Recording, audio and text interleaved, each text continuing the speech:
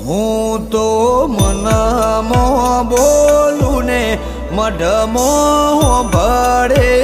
છે માં હવના જીવ જોણનારી બધું જોણે છે માં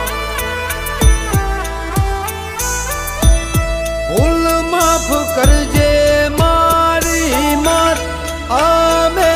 મોણહની રે દાત અરજી આલી છે તને હવે તારી મરજીની વાત હવે તારી મરજીની વાત